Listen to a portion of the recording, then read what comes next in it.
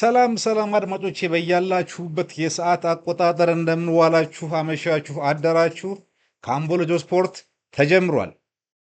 ትናንት ከተካሄዱ የእንግሊዝ ፕሪሚየር ሊግ 19ኛ ሳምንት ጨዋታዎች መካከል ትልቁ ጨዋታ የነበረው አንደኛ ደረጃ ላይ የሚገኘው አርሰናልና ሶስተኛ ደረጃ ላይ የነበረው አስቶን ቪላ ያደረጉት በጣም ተጠባቂ ጨዋታ ነበር። እንግዲህ በዚህ ጨዋታ ላይ 11 ጨዋታዎችን በተከታታይ በማሸነፍ እየበረረ የነበረው የኡናይ ኤምሬው አስቶን ቪላ አርሰናል ከሚባል ግንብ ጋር ተጋጭቶ ከባድ ጉዳት ደርሶበታል። የሊጉ አጋማሽ 19ኛ ሳምንት ላይ አርሰናል የዋንጫ ረሃቡንና ብቃቱንም ጭምር ያሳየበት ጨዋታ ነበር። ለተከታዮቹ ትልቅ መልእክትን አስተላልፏል። እንግዲህ በዚህ ጨዋታ ላይ ከ6 ሳምንት ጉዳት በኋላ ሳሊባና ገብርኤል ማጋሌዥ ተጣምረዋል። ገብርኤል ማጋሌዥ ከጉዳቱ በፊት እንግዲህ ባደረጋቸው 15 ጨዋታዎች ከአርሰናል ጋር 11 ክሊንሺት ያስመዘገበ ተጫዋች ነበረ።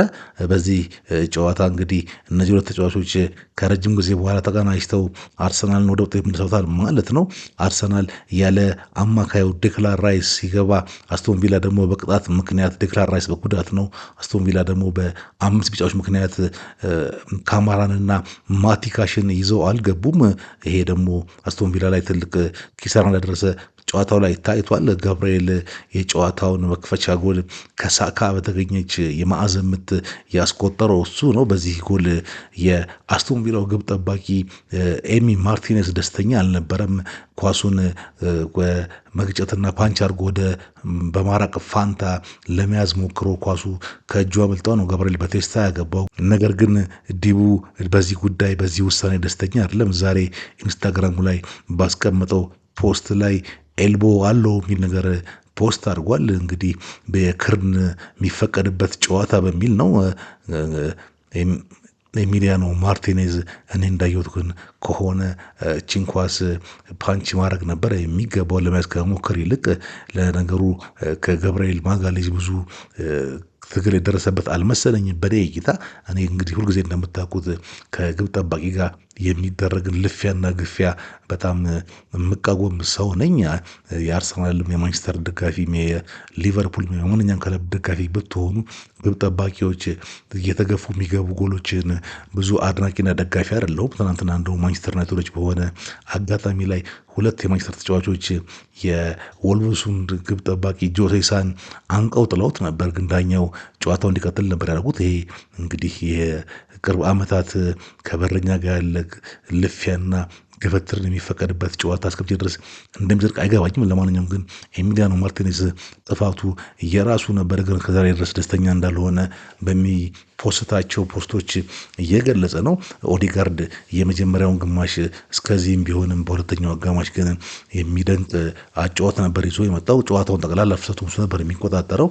በተለይም ዩሪ ቲላመንስ ኳሷን ቀምቶ ለዙቢሜንዲ ያቀበለበት ሁኔታ በጣም የሚገርም ነው። ከጨዋታ ቁጥጥሩ በተጨማሪ ማለት ነው። እንግዲህ ኦዲጋርድ ቀኑ በሆነ ጊዜ የሚያሳየን ጥበብ እግር ኳስ ጨዋታ እንደዚህ በታክቲክና በቴክኒክ በታጠረበት ዘመን የሚናፍቅና ለማየት የማይሰለች ነው። የሁለተኛ አጋማሽ የማርቲን ኦዲጋርድ የአርሰናሉ አምበል አጨዋወት የሚገርም ነበር ማለት እችላለሁ።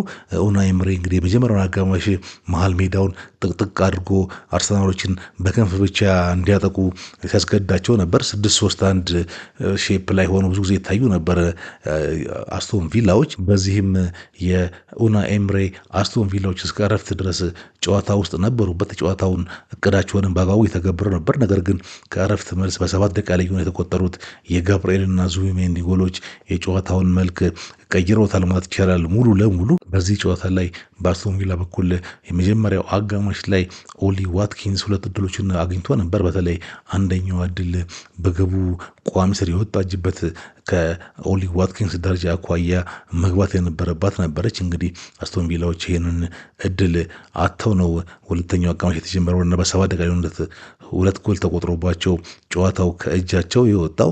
አርሰናል ግን ይህንን ጨዋታ በጣም አጥብቆ እንደፈለገውና የዋንጫ ጥማታቸውን ለማሳየት እንደ ማስረጃ ሆኖ ማቀርበው አራተኛውን ጎል ጋብርኤል ጄሱስ ባስቆጠረበት ሰዓት 3-0 እየመራ ያለው ቡድን ማለት ነው ወደ አስቶን ቪላ ሜዳ 6 የአርሰናል ተጫዋቾች የተንደረደሩ እየሄዱ ነበር። እንግዲህ 3-0 እየመራ እንደዚህ ሌላ ጎል የመጨመር ጥማት የዋንጫ ፍላጎትን ማሳያ እንደሆነ አድርጌ ነው የተመለከትኩት። በእርግጥም ያ ነው የሚመስለው።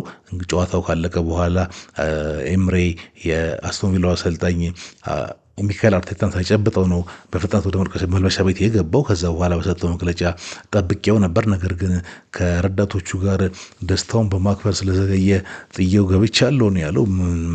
ብዙ አሳማኝ አይደለም።